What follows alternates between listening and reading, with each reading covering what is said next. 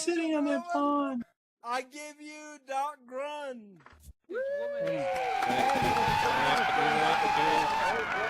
Gone here for a month. You rearranged the fucking furniture? What's going on here?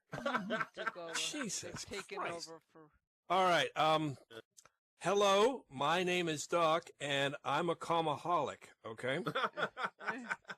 I haven't been here for a while because I'm doing the long drive again, and people in D.C. get stupid this time of year. Yeah, and it's not even an election year. So, real quick, I'm going to give you a little bit of update because there's been some exciting news. Okay, I have good news on my book. Okay, things are going real well. And I had a good meeting with my publisher this weekend, and it's soon going to be in print. Okay. Yay! I don't have the exact date. I know it's going to be in the wintertime. When exactly does hell freeze over? Anybody know? Is it going to be an ebook too? Like, can we get it on We're Kindle and the other stuff? Well, we're exploring many aspects. In fact, they've already asked me to do a treatment for a second book to sell it as a kind of a franchise, which the second book's going to end up being a prequel, and the third will end up being a sequel.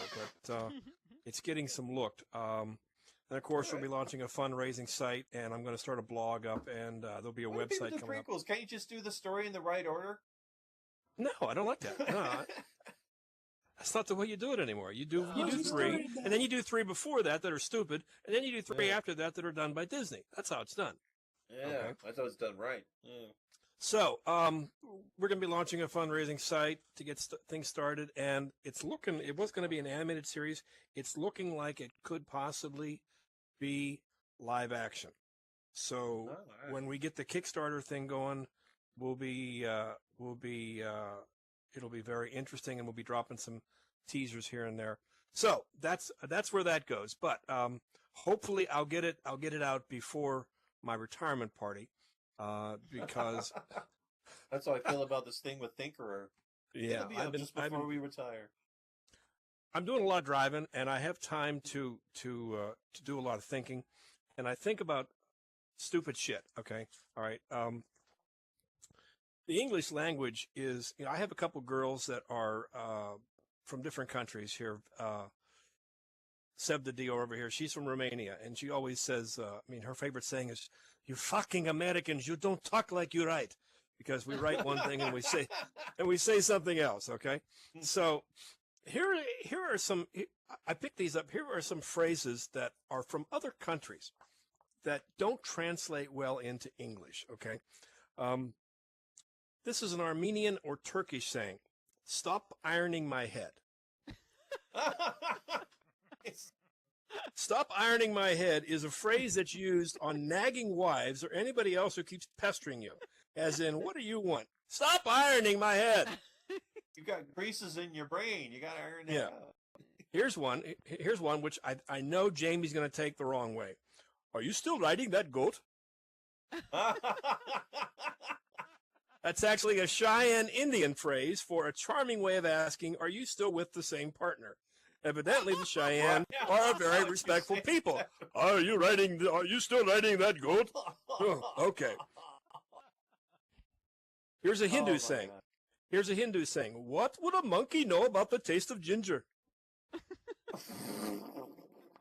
That's an insulting phrase to discredit someone else's opinion by suggesting they don't know anything about it. Like, how do you like your new bag? "Oh, what would a monkey know about the taste of ginger?"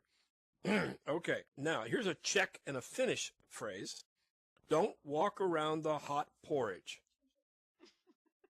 What the fuck does that mean? Okay, well, what it means is don't beat around the bush. Okay, encourages a person to get to the point, especially if it's a hot topic. All right. So, here's one that is Ukrainian. "Work is not a wolf; it won't run off into the woods." I like that. Okay. One. Yeah. I.e., you can always return to a piece of work later on. Now, here's one that is going to be taken the wrong way, I'm sure. "The turtle is shrouded." The turtle is shrouded. It's a Cheyenne Indian phrase for "it's foggy outside." I don't know where the turtle comes from. Where the fuck did the turtle come from? Okay, here we go. Chinese. Are we breathing through the same nostril? Probably has something to do with air pollution. Actually, it means pretty much the same thing as are we on the same page? Oh. Or are we smelling the same fart or something like that? I'm not sure. I'm not sure. Okay. Here's another one from the Cheyenne Indian. The Cheyennes are pretty funny people. My tapeworm can almost talk by itself. Anyone from those mischievous Cheyennes, this phrase implies that you are very hungry and excuses your stomach growling. Sorry, I'm so hungry that my tapeworm can almost talk by itself. That reminds me of Curly from the Three Stooges. I'm so hungry I could eat the boiled toast and a rotten egg. What? Boiled toast and a rotten egg? Yeah, I got a tapeworm. It's good enough for him. Yeah. Here's a Dutch phrase. He's polar bearing. The fuck does that mean? It's a Dutch phrase for pacing up and down. Okay. He's polar bearing. He's pacing up and down. Here's a French phrase. I have other cats to whip. Oh, That one. I have other cats to whip.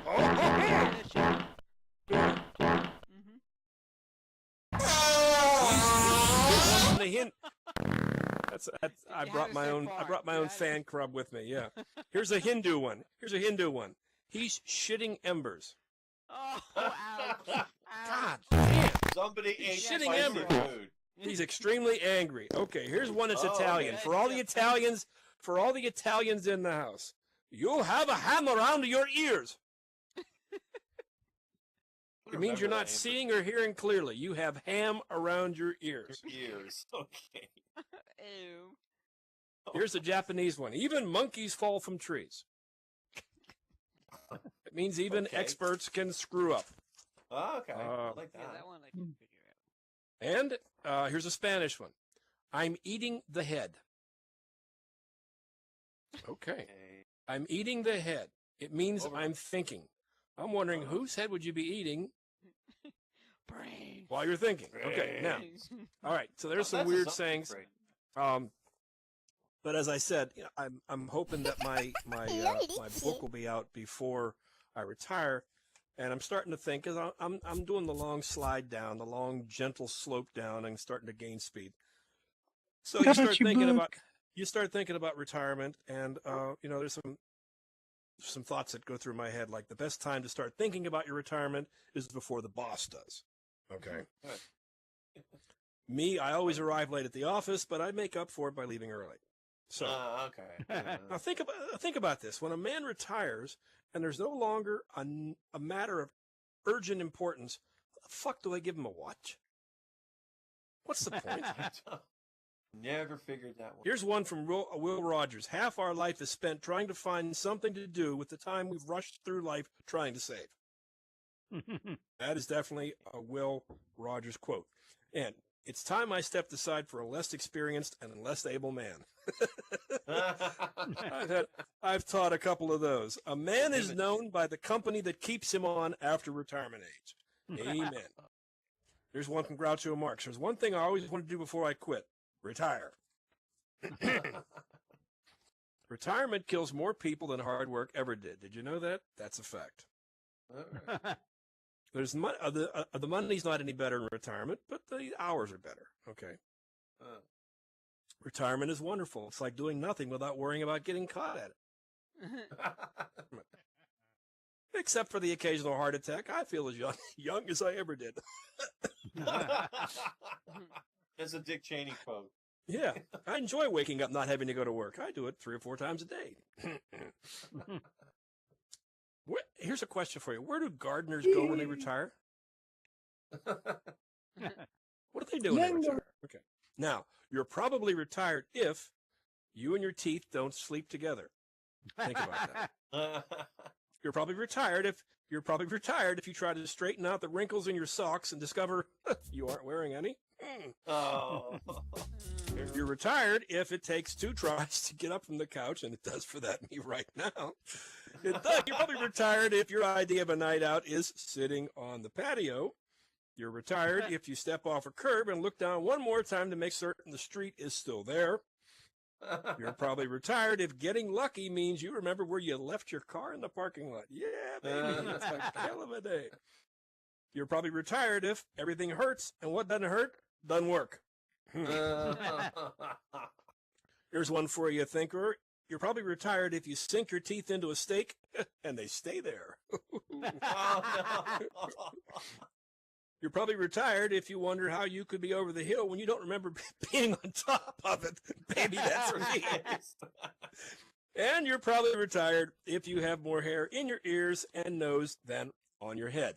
I'm starting that transition right now. Now, how many retirees does it take to change a light bulb? Only one, but it might take all day. Among retirees, what's considered formal attire? Tied shoes. And how many days in a retiree's week? 6 Saturdays and 1 Sunday. When is a retiree's bedtime? 3 hours after he falls asleep on the couch. So that's what I have to look forward to in about years. Okay. So in the meantime, I still have a little bit of breath left. So we are going to do a 1-month-old delayed version of the lightning round, and then I'm going to turn it back over to our host, Cat. Okay. Here we go. Tonight, President Obama will make a primetime speech about how we're going to deal with violent extremists and their sickening behavior. And when he's done talking about the NFL, he'll talk about ISIS. The NFL is, of course, coming under a lot of fire. Today it came out that law enforcement sent a copy of a Ray Rice video to NFL headquarters back in April. Then the NFL commissioner apologized, saying the video got buried in the stack of other illegal things NFL players are doing. The New York Times had to issue a correction after an article referred to Dick Cheney as President of the United States. The Times apologized to Dick Cheney and changed his title to former President of the United States. Oh, boy. Mike Tyson was in Canada yesterday and actually met up with Toronto Mayor Rob Ford. Of course, it really got weird when someone yelled, "Love you" in The Hangover, and they both yelled, "Thanks." Joe Biden was in Baltimore this weekend to celebrate the 200th anniversary of the Star-Spangled Banner. Yeah, 200 years, or roughly how long it takes today's pop singers to finish the national anthem. Today, the New York Times had to issue a correction after mistakenly referred to Dick Cheney as a former president. Of course, George W. Bush made that same mistake all the time. A federal investigation has found the Department of Homeland Security is, quote, ill-prepared for a potential disease pandemic. I'm not sure I agree. They did a great job of wiping out Bieber fever. What do you think? Yesterday, Mike Tyson was in Toronto again with Mayor Rob Ford. It was a meeting between one of the most dangerous heavyweights ever and Mike Tyson. Earlier tonight, President Obama spoke to Americans. Obama's getting tough with ISIS. He's now going to force them to sell their NBA team. Watch out, folks. Here's Obama's 3-part plan. First, we're going to gather intelligence. Next, we're going to launch airstrikes. And third, his plan is to lose the midterm elections. So he's got a full plate ahead of him.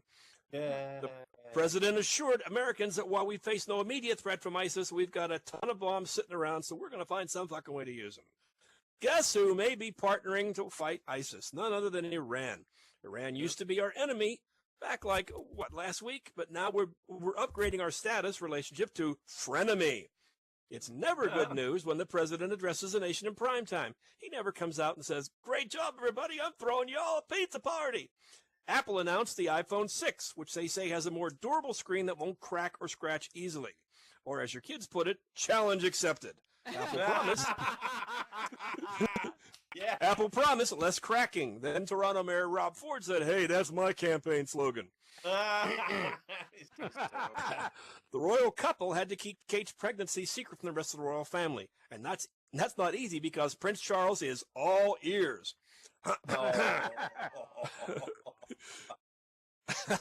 On Friday, President Obama made a surprise visit to Stonehenge on his way back from the NATO summit in Wales. And even crazier, today he made a surprise visit to the White House.